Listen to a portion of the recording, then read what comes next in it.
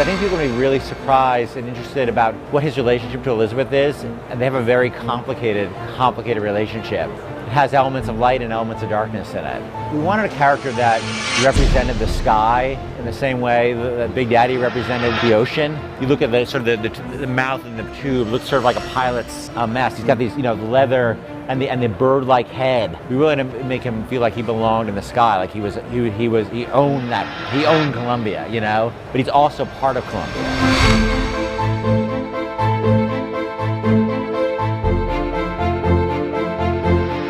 Because there was so much speculation, there was like a meta conversation going on about what Irrational is doing. And I really want to play with people's expectations a little bit. And I wanted sort of people to see and be like, oh yeah, okay, they're doing this, I get it, that's what I expected, and then surprise people.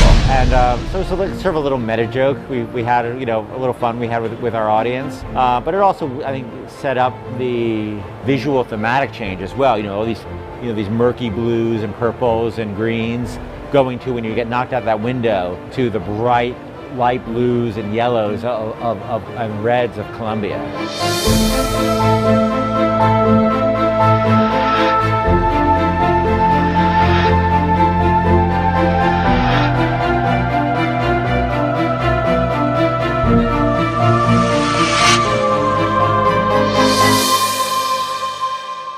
We're really focused on building a relationship that is earned.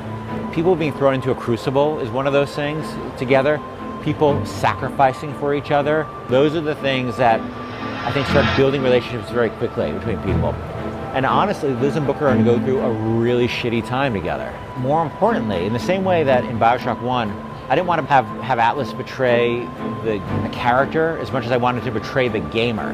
In the same way, it's really important to me that not just Booker builds a relationship with Elizabeth, but the player builds a relationship with Elizabeth. How do you make a core game that removes layers of interface? Killzone just has the gun. We have the other hand too. Using your powers with the other hand. But it has to feel really good and it has to feel really awesome. But I think the Killzone guys did a really amazing thing with that, because all of a sudden it's like, wow, that works. That's cool. And it feels, and it adds something to the experience, which is most important. It's not just checking a box. It seems to have all the benefits of something like an iPad. Like, it has a touch screen, has a back screen, but it has a dual analog stick. You can play a shooter on a handheld, a real shooter. Seriously, that's a hole in my soul right now.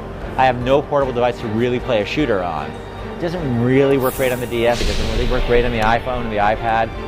Now I can have something to play shooters on, and that's really important to me. For me as a hardcore gamer, the fact that I can get a shooter on a portable is awesome. To some degree, we have something to demonstrate to the PlayStation audience that we love the platform. I've got 3 of them in my house, that we care about this platform a lot, and we do, and we intend to do that.